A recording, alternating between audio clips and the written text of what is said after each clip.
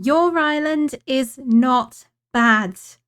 I have seen a lot of different types of islands, from the highly decorated to the beautifully simple, and I still hear people say their islands look like trash in comparison to the Pinterest-worthy creations.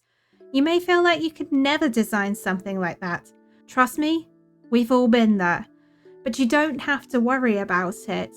I've completed a few different islands and thought I would share my planning and creation process with you and show you some simple things you can do to level up your island and improve your decorating skills in New Horizons. You may come across online communities which mention an island having one type of core or another.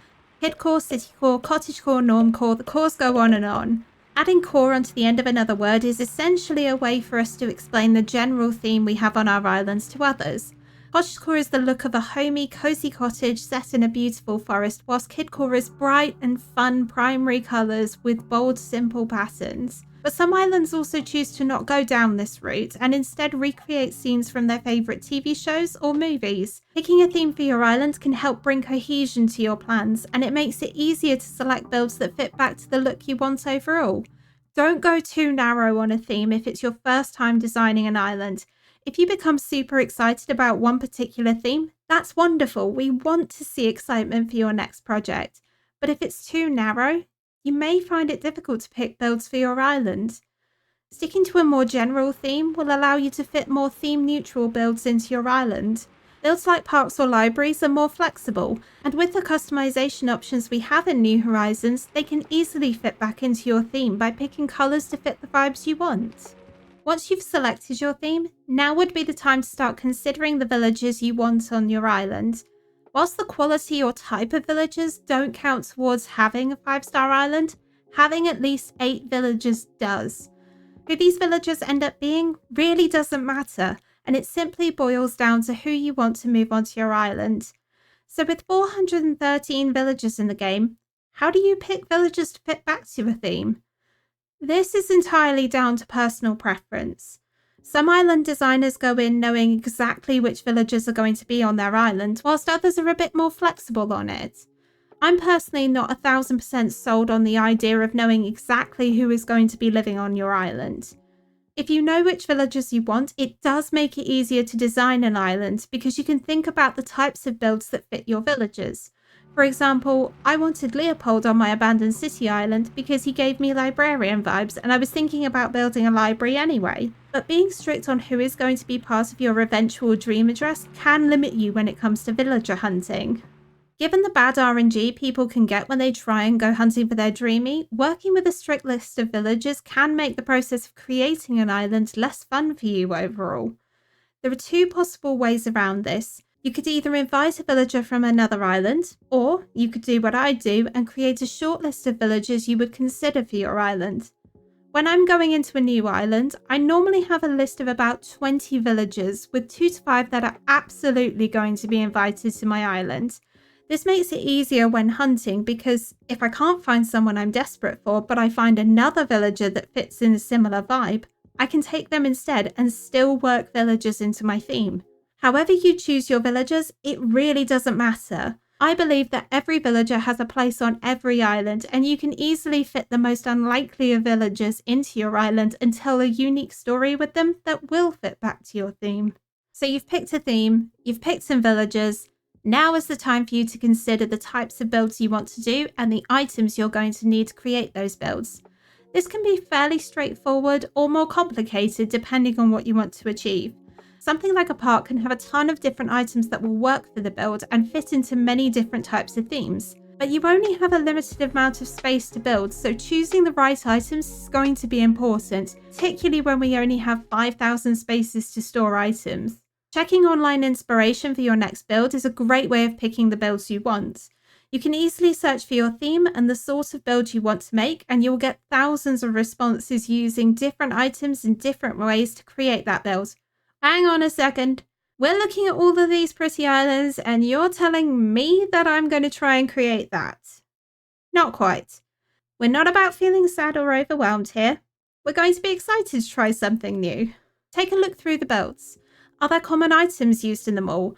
Are they in a particular colour? When you found a few styles of builds that you like, take a note of which items are used in them. You don't have to know the names of every item off the top of your head.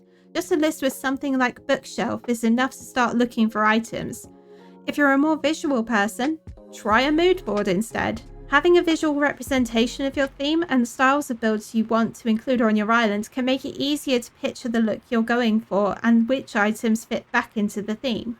Most items in New Horizons are flexible and can be used in different ways to finish a build perfectly. Don't focus exclusively on the larger items. Look at the small and mid-sized items as well, as these can add dimension and story to a space and help you fill it out that little bit more. Items like wheat fields can be used to create a farm, but they can also be used to show long grass in a park or a desert. Others, like the classic picture, come in tons of different colours and looks, so they can fit into basically any theme you have in mind. You could place this on a tabletop, but you could also put it on the floor and show some spilled milk. Having different types of items really helps fill out a space, and using them gives you more story and background to your island. Don't be afraid to play around with different types of items for different builds as you become more confident in designing. One of the most common tips from experienced players which really levels up an island is using custom codes. Within codes, you can find everything from path codes to clothing to island flags. There's something for everyone within custom patterns created by other players, and you can use them to really add detail into your build. There's no strict rule that you have to use these, but without custom codes, you may find your decorating potential is limited. So it's always worth taking a look at some options if you think this may be something you want to try. When people generally think custom codes, they think about path codes, which give more rounded edges and unique feels than players get from the typical in-game pathing. But it's not just custom code pathing you want to look for. I would recommend taking time to find unique patterns which add a little bit of detail that you can use on a floor or another item. If you weren't aware, some furniture items can be customized with the creations you find through the portal. So if you want to create a broken window, for example, you can find a custom code for a broken window and customize the glow-in-the-dark stickers if you want to hang it on a wall, or a simple panel if you want to create a fake building in a city. If you haven't already tried using custom codes, it's well worth giving them a go because they add so many more unique details into a build which you may not get from the core customization options, pathing and clothing we already have in the game. With all of this decided, now it's time to start building, and trust me, it's not as hard as you think when you get to this point. As you start working on a build, you can add and take away items to your heart's content, but there is one thing to bear in mind that all island designers stand by. Layers, layers, layers, and... oh yeah, layers. Like any design project, just using a couple of items to indicate a space is fine, and you don't get docked any island points from Isabelle for creating simple spaces. But if you want your island to look more like the drool-worthy images you see online, layering is going to be the thing that will take your island to the next level. If your floor looks a little bare in the build, putting down a custom code and positioning your item so that it sits slightly over it adds a little bit more detail to your build.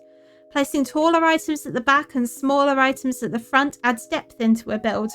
Or as I like to do, wheat fields behind items and adding a triangular topiary nearby gives a bit of texture in a build. Plus you get extra points for having more items in a build, and if you want a 5-star island, this is going to be where you rack up the points. It's well worth adding things you wouldn't have considered before into a build. Even adding down some flowers just makes the space feel more fleshed out. Just bear in mind as you are decorating, you want to be able to walk around the build, and you'll want the same for other people when they visit your dream address. Try not to fill out every single space so that you can still enjoy your island and not have to think about walking the long way round just to find a villager you need to give a present to. So is a 5-star island really the end goal? Well, this depends on who you ask. If you want a stunning island, it doesn't necessarily matter what your island rating is. If you are happy with how your island looks, that is the most important thing. I've shared some tips from designing my islands, but what do you think? Are you going to be taking any of these forward into your next island? Or do you have any design tips you want to share with everyone? Let's all talk about it in the comments below, and I'll see you in the next one.